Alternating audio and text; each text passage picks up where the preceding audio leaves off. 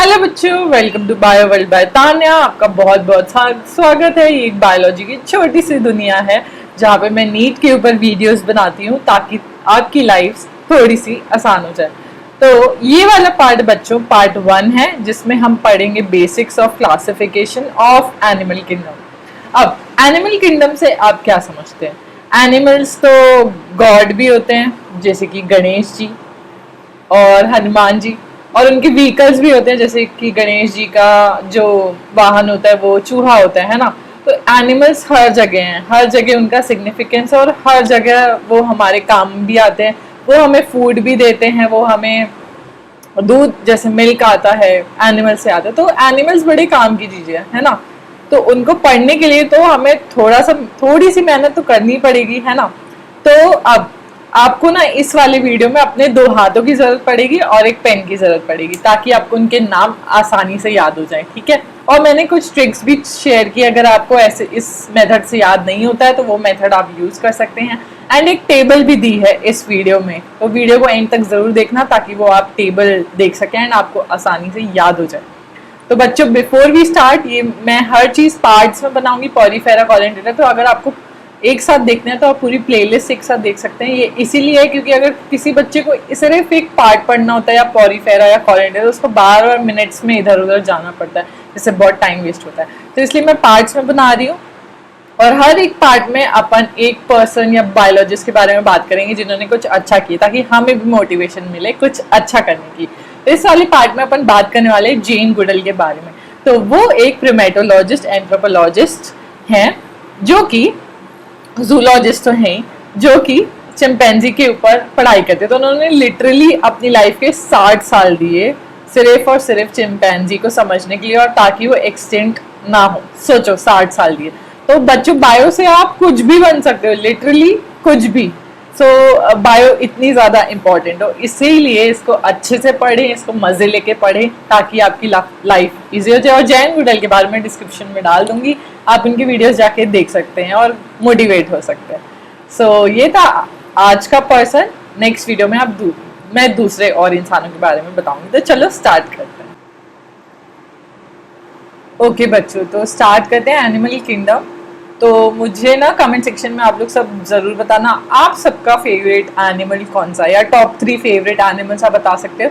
मेरा तो लायन है, क्योंकि उसकी जो रोर होती है ना, जो वो दहाड़ मारता है, वो 5 माइल तक सुनाई देती है। तो इसलिए मेरा लायन है। आप लोग जरूर और साइंटिफिक नेम भी बताना लायन का क्या है, वो हमने पढ़ा था लिविंग वर्ल्ड में, ठीक है बच्चों।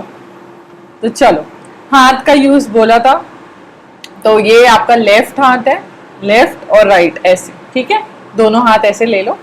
तो लेफ्ट वाले हाथ से थंब से आपको स्टार्ट करना है। तो थंब से आपको क्या लिखना स्टार्ट करना है? पॉरीफेरा थंब में लिखना है। देन इंडेक्स फिंगर में कॉलेंट्रेटा, ठीक है। फिर मिडिल फिंगर में टीनोफोरा, रिंग फिंगर में प्लेटीहेलमिंथिस, फिर सबसे स्मॉल वाली फिंगर में एस्टेलमिंथिस, फिर इधर आ जाना है, ठीक है। ये क्या है? राइट हैंड है मेरा। एनेलिडा, ऑर्थोपोडा, मोलस्का, इग्नोडर्मेटा और हेमीकॉर्डेटा। हम कॉर्डेटा खुद, ठीक है, हम खुद को अज्यूम करें क्योंकि हमारे पास तो नोटोकॉर्ड होती है ना, तो इसीलिए। अब ऐसे करके आप लोग लिख लो इसको। 2-3 दिन भी आप डेली लिखोगे और देखोगे कि ये कौन सा है, तो आपको याद हो जाएगा, ठीक है। इसी ट्रिक से सॉल्व होंगे आपके नीट के क्वेश्चंस बच्चों, इसलिए वेरी इंपॉर्टेंट है। इसको जरूर कर लेना ताकि आपके दिमाग में बैठ जाए, नाम अच्छे से बैठ जाए, कंफ्यूजन ना रहे। प्लेटी में भी, प्लेटी और एस्टेल का दोनों नाम से एक जैसा रहता है तो कंफ्यूजन हो जाती है। एनेलिडा और ऑर्थोपोडा का भी नाम एक जैसा है तो थोड़ी कंफ्यूजन हो जाती है। तो एने पहले आता है, ऑर्थो बाद में आता है, ठीक है। ऐसे याद करना। तो चलो, अब अगर ऐसे आपको बच्चों याद नहीं होता है, बिल्कुल भी आपने बहुत ट्राई किया, नाम याद नहीं हो रहा है, तो पूरा नाम याद करने की जरूरत नहीं है। तो आप ऐसे याद कर लेना, principal call to punish Amar Akbar Anthony for misbehaving in history class. अब देखो प्रॉब्लम ये होती है कि एस्टेलमिंथिस, एनेलिडा, ऑर्थोपोडा तीनों ए से हैं, तो हम कंफ्यूज हो सकते हैं बच्चों की कौन सा वाला कौन सा है। तो इसलिए आपको याद रखना है कि प्लेटी के बाद एस्टेल आता है और इधर एना के बाद ऑर्थो आता है। तो बस आप इतना याद कर लेना, बाकी सब हो जाएगा। और टीनोफोरा का मैंने टी ले लिया है क्योंकि सी तो साइलेंट ही होता है, टीनोफोरा ही बोलते हैं हम लोग, सिटोनोफोरा ऐसा तो नहीं बोलते ना, तो इसीलिए टीनोफोरा का टी ले लिया। और इक्नोडर्मेटा का आई एन की जगह ई एन ले लिया है। ठीक है, तो ऐसे करके आप याद कर लेना, तो ये आसान रहेगा, ये ट्रिक है। ठीक है, अब सबसे पहले बच्चों हम लोग समझेंगे कि इनका जो ऑर्गेनाइजेशन है, ये लोग कैसे दिखते हैं, सेल का अरेंजमेंट कैसा है, ऑर्गन्स का कैसा अरेंजमेंट है, क्या यूनिसेल्युलर है, क्या मल्टी सेल्युलर है, कैसा है। तो सबसे पहले हम बात करेंगे पोरीफेरा की, यानी कि यहीं से स्टार्ट हो रहा है ना बच्चों। ये ध्यान रखना, ये सीरीज लर्न करना इसलिए ज़रूरी है, ऐसे उल्टा पुल्टा आप याद नहीं कर सकते, क्योंकि यहाँ से डेवलपमेंट चालू हो रहा है। ठीक है, यहाँ से वो डेवलप हो रहे हैं सारे एनिमल्स, और फिर सबसे ज़्यादा डेवलप कौन है, कॉर्डेटा। ठीक है, तो डेवलपमेंट ऐसे हम देख रहे हैं, इसलिए सीरीज में बच्चों लाइन याद करना बहुत ज़रूरी है आप सबके लिए। ठीक है, तो सबसे पहले हम समझते हैं कि इनका ऑर्गेनाइजेशन कैसा है। तो पोरीफेरा आता है, यहीं से अपन ने स्टार्ट किया था ना लिखना भी, तो पोरीफेरा आता है। अब पोरीफेरा का होता है सेल्यूलर। तो जब भी हमें एग्जाम में है कि सेल्यूलर कौन है, थम्स अप कर लेना, सेल्यूलर थम्स अप, ये ऐसे। ठीक है, तो तुम्हें याद आ जाएगा यहाँ क्या लिखा था हमने, यहाँ लिखा था पोरीफेरा। अब आगे बात करते हैं, सेल के बाद क्या आता है बच्चों, सेल के बाद आता है tissue. A group of cells called tissue. लेकिन उनमें क्या चीज इंपॉर्टेंट होती है कि सेम ओरिजिन से आ रहे हूँ, सेम जगह बन रहे हूँ। जैसे कि बोन मैरो में रेड आरबीसी बनती है, तो सेम ओरिजिन से बन रही है ना, ओरिजिन सेम है उनका। उसी तरीके से अब कौन होते हैं टिश्यू में, कॉलेंटेटा, टीनोफोरा, ये टू विक्ट्री। ऐसे हम करते हैं, सेल्फी ऐसे खिंचाते हैं, ऐसे खिंचाते हैं, है ना। तो बस सेल्फी ले ले, सीसी, सेल्फी से याद रखना, सेल्फी के सी से स्टार्ट कर लेना, और सीसी क्या हो गया, सेल्फी ले रहे हैं हम। तो कौन कौन हो गए, टीनो और कॉलेंडेटा, तो ये क्या हो गए, टिश्यू हो गए। ठीक है बच्चों, अब ऑर्गन, रिंग फिंगर जो होती है हमारी, वो वैसे भी हार्ट तक जाती है, ऑर्गन तक जाती है। इसकी जो नर्व्स होती है, बोलते हैं ना यहाँ इस अंगूठी में रिंग फिंगर पहनते हैं, लेफ्ट हाथ है, इसी में पहनते हैं हम रिंग फिंगर। तो इसकी जो नर्व होती है कहाँ जाती है, ऑर्गन तक जाती है ना, हार्ट तक जाती है, बाकी थोड़ी किसी की जाती है। तो ये क्या हो गया, ऑर्गन। लेकिन यहाँ पे हमने लिखा क्या है वो इम्पोर्टेंट है ना, यहाँ पे हमने लिखा है प्लेटीहेलमिन्थिस। ठीक है, प्लेटीहेलमिन्थिस लिखा है। अब बच्चों, अब ऑर्गन है। अब ऑर्गन के बाद क्या आएगा कि ऑर्गेनाइज्ड है, यानी कि क्या है, इसका बढ़िया डाइजेस्टिव सिस्टम है, माउथ है, एनस है, खाना यहाँ से जाएगा और कचरा यहाँ से जाएगा, और हार्ट बीट यहाँ से चलेगी, ब्लड यहाँ से फ्लो होगा। तो हर चीज़ ना एकदम सिस्टमैटिकली ऑर्गेनाइज्ड है, कचरा पट्टी नहीं है कि इधर कर दिया वो इधर कर दिया, ऐसा नहीं है, एकदम ऑर्गेनाइजेशन से है, बढ़िया से एकदम सिस्टम से है। जैसे हम देखते हैं ना कि स्कूल और ये सब हर जगह एक ऑर्गेनाइजेशन चलता है कि हाँ इतने टाइम आना है, इतने टाइम ये ड्रेस पहन के आनी है, यही करना है, तो पूरा ऑर्गेनाइज स्ट्रक्चर रहता है। ठीक है, तो इसी को क्या बोलते हैं, ऑर्गन सिस्टम। अब कहाँ से, ये यहीं से रिंग फिंगर से और ये सब, और हम मिला के कॉर्डेटा हो गए, एल्सेलमिन्थिस टू कॉर्डेटा। ठीक है, यहाँ तक समझ में आ गया आपको। अब चलो नेक्स्ट आगे समझते हैं हम लोग डाइजेस्टिव सिस्टम। ठीक है, डाइजेस्टिव सिस्टम बच्चों प्लेटीहेलमिन्थिस का कैसा होता है, ऑर्गन है, ऑर्गन सिस्टम नहीं है। अभी मैंने आपको बताया ऑर्गन सिस्टम के लिए क्या ज़रूरी है, माउथ, एनस, खाना कहाँ से जा रहा है, कहाँ से बाहर फेंकना, इसका कोई सिस्टम ही नहीं है। ये कोई सिस्टम रखना ही नहीं चाहता है, ये सिर्फ चाहता है कि भैया मैं एक ही जगह से खाना खाऊं और वहीं फेंक दूं, एकदम कचरा है, कचरा। तो एक जगह से खाना खाएगा और उसी जगह फेंक देगा, तो क्या अच्छी चीज़ है क्या। तो हम ईयू करेंगे ना इसको, ईयू, छीछी, प्लेटीहेलमिन्थिस छीछी है, एकदम छीछी बोलेंगे ना इसको, छीछी की नहीं बोलेंगे, बताओ कमेंट सेक्शन में बताना इसको छीछी बोलेंगे कि नहीं प्लेटीहेलमिन्थिस को। तो ये छींची ही है। अभी तुम लोग छींची छींची बोल रहे हो, अगर ये घुस गया ना तुम्हारे पेट में तो फिर तुम्हारी हालत खराब कर देगा छींची करके। तो इसलिए ये क्या है, क्या करेगा ये, माउथ और एनस इसका एक ही है। लेकिन अब देखो दूसरी तरफ बेचारा अर्थवर्म सीधा सादा सा रहता है, लेकिन क्या है, सिस्टमैटिक है कि नहीं। सिस्टम से उसका माउथ अलग है और एनस अलग है ना। वो अलग बात है कि हमें थोड़ा दिखने में छींची है, बट ये वो तो उससे भी ज्यादा छींची है। ठीक है, आगे आपको यहां तक समझ में, चलो आगे बढ़ते हैं। अब सर्कुलेटरी सिस्टम, तो ब्लड जो है वो पंप आउट होगा हार्ट से, cell and tissues bath in blood. Basically ये है धर्मशाला। Open circulatory system is dharamshala. जब आओ जब जाओ कोई फर्क नहीं पड़ता, जब आना है कोई टाइमिंग का वो नहीं, कोई तुम्हें रोक टोक नहीं लगाएगा, कोई तुम्हें कुछ बोलेगा नहीं। और क्लोज सिस्टम क्या है, हॉस्टल।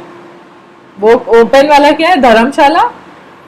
जहां से आओ जहां से जाओ कोई मतलब नहीं है, नहा लो तुम तो ब्लड में ही नहा लो, धर्मशाला है तो कहीं भी नहाओ, ठीक है, कोई कोई कुछ नहीं बोलेगा। लेकिन क्लोज क्या है, हॉस्टल है कि भैया 9 बजे आना है, इतने बजे खाना मिलेगा, 8 बजे ये गेट बंद हो जाएगा, इतने बजे यहाँ से लड़कियां आएंगी, यहाँ से लड़के आएंगे। रेस्ट्रिक्शन लगा रखा है कि इधर से लड़की जाओ, यहाँ से इम्प्योर जाओ, इधर से लड़के जाओ, इधर से प्योर जाओ। तो इनका क्या रेस्ट्रिक्शंस है। तो क्लोज्ड सिस्टम है कि नहीं है, धर्मशाला नहीं है, ये हॉस्टल है, हॉस्टल ऐसे बोलते हैं ना। तो बस क्लोज्ड क्या है, हॉस्टल। ओपन क्या है, धर्मशाला। All time open, close not all time. Open नहीं होता है वो, इधर क्लोज है तो इधर से इम्प्योर जा रहा है तो इधर से प्योर जा रहा है। समझ गए कि आर्टरी ये है और वेन्स ये है। आर्टरी का सिस्टम यहाँ है और वेन्स का सिस्टम यहाँ है, कैपिलरीज का सिस्टम यहाँ है। पूरा सिस्टम से चल रहा है हॉस्टल ना, ऐसे ही थोड़ी चलता है। तो इसीलिए ठीक है।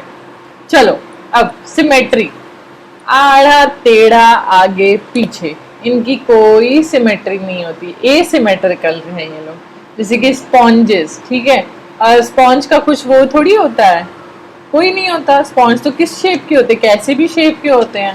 तो क्या हो गए, जो वो था ना स्पॉन्ज बॉब स्क्वायर पेंट्स, वो उसका नाम ही इसलिए रखना पड़ा था कि स्क्वायर जैसा उसको बना के दिखाना पड़ा था, बट एक्चुअल में उसका शेप नहीं होता।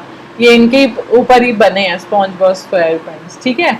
रेडियल, अब रेडियल सिमेट्री क्या होती है, तो मान लो सर्कल है, सर्कल की मैं कहीं से भी रेडियस कट करूंगी तो बराबर से निकलेगा कि नहीं। जैसे केक होता है, केक, अपन केक को इमेजिन करो, ठीक है। तो केक का वो जब कटता है तो बराबर में कटता है तो हर एक पीस इक्वल इक्वल निकलता है कि नहीं। कहीं से भी कट करोगे तो 2 इक्वल पीस निकलेंगे अपोजिट साइड, जैसे सर्कल होता है वैसा। तो केक का पीस समझ लो रेडियल सिमेट्री, ठीक है। तो किसमें होगा, कॉलिन्ड्रेटा, टिनोफोरा और ये इक्नोडर्मेटा, यही है ना।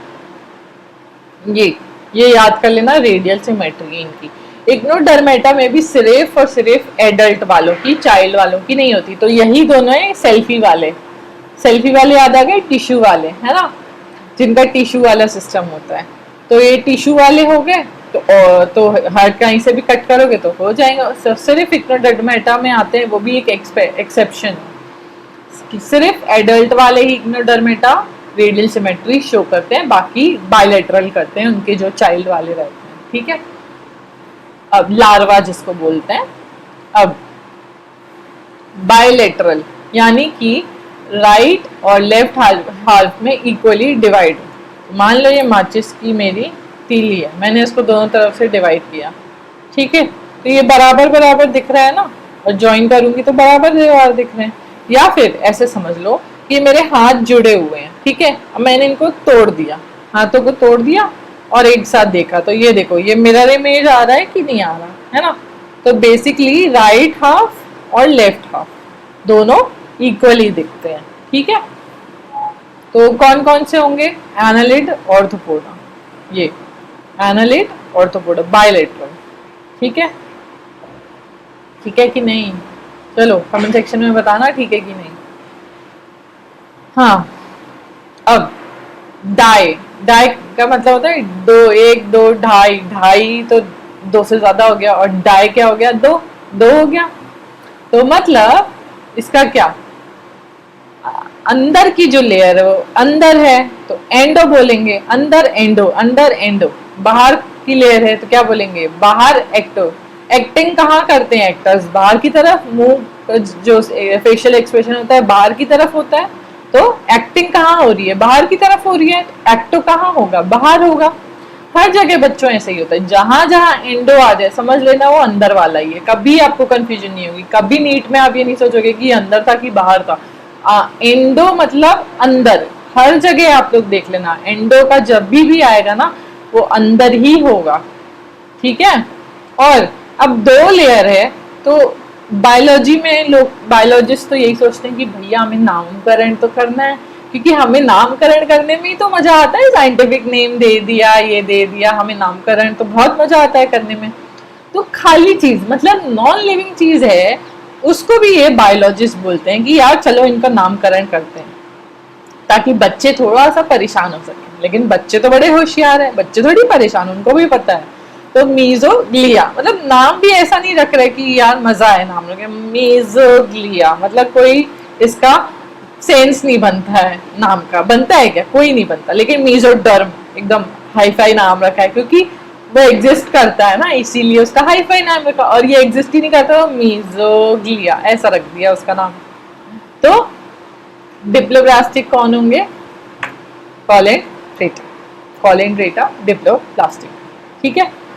इनफैक्ट तीनों भी होते हैं, यहाँ पे मैंने लिखा नहीं है, लेकिन ये दोनों क्या है, सेल्फी वाले वापस आ गए, टिश्यू वाले डिप्लोब्लास्टिक हो गए। तो टिश्यू वालों के पास कहाँ है यार तीसरी लेयर होगी, होगी क्या, नहीं होती इनकी। तो प्लेटी से अब तीन लेयर, यानी कि तीन प्रॉपर परफेक्शन के साथ लेयर है, तो उसको नाम दिया है ट्रिप्लोब्लास्टिक, ठीक है। तो इनकी परफेक्शन से वही वापस, एंडो मतलब अंदर, एक्टो मतलब बाहर, और बीच में मिडिल को क्या बोल देंगे, मीजोडर्म। अब मिडिल तो नहीं बोल सकते ना बायोलॉजिस्ट, अगेन नामकरण करना बड़ा पसंद है, मिडिल बोलेंगे तो मजा थोड़ी आएगा, मिडिल लेयर बोल दिया, नहीं, हमें तो अच्छा सा नाम देना है, तो अच्छा से नाम के लिए मीजोडर्म बोल दिया इनको, ठीक है। चलो अब सिलोम, तो देखो सिलोम क्या होता है, अब देखो सिलोम भी इन्होंने नामकरण किया है बॉडी कैविटी का। अरे कैविटी बोल देते, यही बोल देते कि दांत में जैसे कैविटी होती है उसी कैविटी, वैसी ही कैविटी हमारी बॉडी में भी होती है, स्पेशियस कैविटी होती है जिसको हम सिलोम बोलते हैं, जो कि गट वॉल और बॉडी के बीच में होती है। यानी कि हमारी बॉडी के ऑर्गन्स हैं ऐसे, यहाँ ऑर्गन्स है और बीच में कहीं पे एक सिलोम की लेयर होती है। तो इन्होंने बोला कि नहीं हम तो नाम रखेंगे सिलोम, एकदम हाईफाई नाम, ठीक है। पर डरने की बात नहीं है बच्चों, सिर्फ नाम में दम है, इनके काम में नहीं। तो बस ये लाइनिंग इसकी मीजोडर्म से होती है, तो जिस जिसके पास मीजोडर्म होगा उसी के पास होगा सिलोम। तो अभी अपन ने पढ़ा कि प्लैटिहेल्मिन्थस से कॉर्डेटा के पास तक होता है सिलोम, बाकियों के पास नहीं होता है। बाकी ये दोनों तो डिप्लोब्लास्टिक थे, यहाँ से आए प्लेटी, और स्पॉन्जेस के बाद तो क्या ही होगा, स्पॉन्जेस तो कुछ सेल्यूलर है, उसके पास कैसे हो सकता है, नहीं हो सकता ना, तो उसको तो तुम छोड़ ही दो। यहाँ से बात करते हैं अब अपन, प्लेटी से है ये बोल रहा है, प्लेटी से होता है ना। अब तुम बोल रहे कि नहीं मैम यहाँ पे तो एनिलिडा से लिखा हुआ है, तो इन दोनों का क्या करना है, ये दोनों बचे, इन दोनों का कंफ्यूजन है, ठीक है। अब इसके पास, बेचारे के पास तो ऑर्गन सिस्टम ही नहीं है प्लेटी के पास, ठीक है। प्लेटी के पास ऑर्गन सिस्टम है, नहीं, नहीं है उसके पास ऑर्गन सिस्टम। तो ऑर्गन सिस्टम ही नहीं है, गटवॉल का, गटवॉल होगी नहीं तो सिलोम भी कैसे होगा, नहीं होगा ना, गटवॉल ही नहीं है उसके पास, तो सिलोम कैसे होगा। तो इसको क्या बोल दिया, एब्सेंट, इसके पास तो है ही नहीं, एब्सेंट हो गई ना इसके पास तो कंप्लीट। अब पंगा पड़ता है एस्टिलमिंथिस का। एस्टिलमिंथिस का क्या पंगा है वो अपन आगे देखते हैं। अब इन लोगों को तो हम बोल देते हैं सिलोमेट्स, हम बोलते हैं ना ये मेरा हॉस्टल मेट है, फ्लैट मेट है, उसी तरीके इनको मेड बोल दिया कि भैया मेरा दोस्त है। ये क्यों दोस्त है, सिलोम वाला दोस्त है, क्योंकि इसके पास भी सिलोम है और मेरे पास भी, तो सिलोम मेट बोल दिया इनको, ठीक है, दोस्त। अब ये तुम भी लोग दोस्ती करोगे क्या, बस ये लोग, इनको भी तो दोस्ती करनी है इसीलिए, ठीक है। अब समझते हैं पंगा इनका। तो बॉडी कैविटी इज एब्सेंट प्लेटिहेलमिंथेस का तो ये तुमने ये समझ लिया, और डिटेल में अपन बात करते हैं। पहले अपन सीडोसिलोमेट्स के पास आते हैं। अब सीडो का क्या मतलब होता है? नकली। तो ये बेचारा एस्चेलमिंथेस सोचता है कि मुझे भी इन पांचों का मेट दोस्त बनना है, तो मैं कैसे बनूं? मेरे पास तो सिलोम है ही नहीं, मेरे पास तो सिलोम है लेकिन स्कैटर्ड है, नकली है, मतलब उनके जैसा नहीं है। तो उन्होंने कहा चल मेरे ग्रुप से अलग हो जा, तुम हमारे सिलोमेट्स में नहीं आते, तुम स्यूडो सिलोमेट हो। तो उसको एस्चेलमिंथेस को इन लोगों ने अपने ग्रुप से बोला कि हटो, चलो एस्चेलमिंथेस हटो हमारे ग्रुप से, क्योंकि तुम्हारा ना असली नहीं है, तुम्हारा नकली है, तुम्हारा स्यूडो है, इसलिए तुम हटो हमारे ग्रुप से। तो क्या होता है, लाइन मीजोडर्म लाइन नहीं करता इनकी कैविटी को, बेचारों की कैविटी को, एस्चेलमिंथेस की, तो इसीलिए उसको इनका मेट नहीं बन पा सकता और स्कैटर्ड रहता है, स्कैटर्ड पाउचेस में रहता है। तो इसलिए बेचारा क्या हो गया, सीडो सिलोमेट हो गया, यानी नकली वाला। ठीक है, हटा दिया बेचारे ग्रुप को। बाकी ये बचे और कॉर्डेटा, वो हो गए सिलोमेट्स। अब देखो, अब यहाँ पे ध्यान से समझो, बॉडी कवरिंग एक्टो बाहर, ठीक है, एंडो अंदर। अब बीच में तुम्हें मीजोडर्म की दिख रही है, बट खाली जगह नहीं है, कैविटी कहीं नहीं दिख रही है, पूरा भरा भरा हुआ है, तो इसलिए क्या एब्सेंट हो गया इसमें। तो अब दूसरी तरफ जब हम एस्चेलमिंथेस को देखते हैं तो इसके पास एक्टो है, इसके पास एंडो है और इसके पास मीजो है, बीच में जगह खाली छूट गई डाइजेस्टिव ट्रैक्ट के बाद, तो उसी जगह को इनने क्या बोल दिया, स्यूडो सिलोम। और स्कैटर्ड है, बिखरी हुई है, यानी हर जगह नहीं है, हर जगह नहीं मिल रही हमें, पूरी लेयर में नहीं मिल रही है, कहीं कहीं बीच बीच में दिखाई दे रही है, तो इसलिए स्यूडो बोल दिया इनको। ठीक है बच्चों, चलो सेगमेंटेशन। अब अगर मैं जो आपने कॉपी देखी होगी, देखी है कि नहीं, तो जब भी कॉपी में कॉपी को खोल के देखते हो, जैसे लाइनिंग्स होती हैं, तो 1 2 3 ये सेगमेंट्स बने, ऐसे ही अर्थवॉर्म डिवाइडेड रहता है सेगमेंट्स में। ठीक है, उसकी बॉडी में जब आप क्लोजली अब ऑब्जर्व करोगे तो आप देखोगे कि उसकी बॉडी में ऐसे सेगमेंट्स से होते हैं, तो उनको क्या बोलते हैं, सीरियल रिपीटेशन, या फिर होगा एटलीस्ट और सम ऑर्गन्स, कुछ ऑर्गन्स, जैसे कॉकरोच होता है तो उसका 13 हार्ट चेम्बर्स होते हैं, मतलब 13 हार्ट रहे, सिर्फ एक के बाद एक के बाद ऑर्गन्स रिपीट होते हैं कॉकरोच में। तो वैसे ही एक सीरियल रिपीटेशन होता है, इसका मतलब होता है सेगमेंटेशन। इस ये जो मैंने आपको कॉपी दिखाई थी, लाइन वैसी बराबर सेम एज इट इज दिखने वाली रिपीट हो रही है कि नहीं, तो रिपीट होना ही सेगमेंटेशन उसको बोलते हैं। अर्थवॉर्म क्या शो करता है, मेटामेरिक सेगमेंटेशन शो करता है, और इसी फिनोमेना को हमने नाम दे दिया मेटामेरिज्म। बस आपको बच्चों इतना ही पढ़ना है, क्योंकि एनसीईआरटी में इतना ही दिया हुआ है, इससे ज़्यादा नहीं दिया हुआ है, तो कंफ्यूजन आपको ज़्यादा बढ़ेगी, इसलिए आप सिर्फ इतना ही समझें। ठीक है, ओके। नोटोकॉर्ड, ठीक है, एक कोई कॉर्ड, कॉर्ड मतलब क्या होता है, रस्सी, रस्सी टाइप की, है ना, कॉर्ड का मतलब तो यही होता है। नोटो मतलब नर्व से थोड़ा थोड़ा मैच हो रहा है, बट नर्व एग्जैक्टली है नहीं, नर्व दूसरी होती है। तो अगर अपन इस डायग्राम में क्लोजली ऑब्जर्व करें तो जो 6th नंबर है बच्चों, डोर्सल ट्यूब्यूलर नर्व, तो वो तो नर्व हो गई, और नर्व के बाद वाली कॉर्ड को हम बोल रहे हैं नोटोकॉर्ड। ठीक है, तो ये क्वेश्चन आ सकता है कि डोर्सल होती है कि वेंट्रल होती है, बच्चे बहुत कंफ्यूज हो जाते हैं कि डोर्सल है कि वेंट्रल। तो डोर्सल नर्व होती है, ठीक है, ये याद रखना, फिर नोटोकॉर्ड होती है, ये क्वेश्चन पूछा जा सकता है। तो एनिमल्स जिनके पास नोटोकॉर्ड होती है उनको हम क्या बोलते हैं, कॉर्डेट्स। ठीक है, ये हम सब एक ही फैमिली का हिस्सा है, तो हम सब क्या हो गए, कॉर्डेट्स हो गए।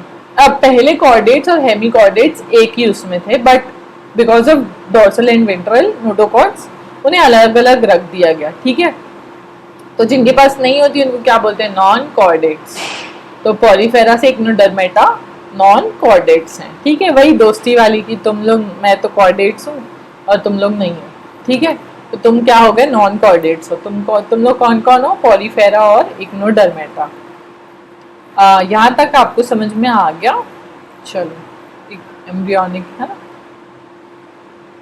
अब बच्चों ये टेबल है, आप सबके लिए, ताकि आपको आसानी से याद हो जाए। मैंने इसमें पूरी टेबल, आप टेबल से भी याद कर सकते हैं, जैसे मुझे भी ना टेबल से ही याद होता है। तो देखो मेटामेरिक सेगमेंट वाला अगर आप पोर्शन देखोगे मेटामेरिज्म में, तो एक तो मैंने एनेलिडा वाला लिखा है और उसमें मेंशन भी किया है कि मेटामेयर्स लिटिल रिंग्स होती है, जो अर्थवर्म का मैंने आपको बताया वो। और ऑर्थोपोडा में मैंने जॉइंटेड अपेंडेज यानी कि जो कॉकरोच होता है उसका बताया। तो वो यही दोनों बस मेटामेरिक शो करते, बाकी कोई नहीं शो करता। और नोटोकॉर्ड का तो एकदम ही लास्ट कॉर्डेटा में लिखा है मैंने, तो नोटोकॉर्ड तो उसका आप देख लेना, है ना। और क्या, बाकी आप याद कर लेना, इसमें कुछ कुछ चीज़ें मेंशन्ड है, आपको आसानी होगी इससे। और एग्जाम्पल्स भी मैंने इस साइड लिखे हैं, वो भी आप याद कर सकते हैं। साइंटिफिक नेम भी है और उनका नॉर्मल नेम भी है, ठीक है। तो अपने अपने दोस्तों से भी बताना अपना फेवरेट एनिमल, अपने कमेंट सेक्शन में भी बता सकते हैं और अपने दोस्तों से भी बता सकते हैं। तो शेयर करें अपने फेवरेट एनिमल के बारे में अपने फ्रेंड्स को। तो आपसे मैं दूसरे पार्ट में मिलूंगी with another famous zoologist or biologist. So stay tuned for next video and do like, share, subscribe. Bye.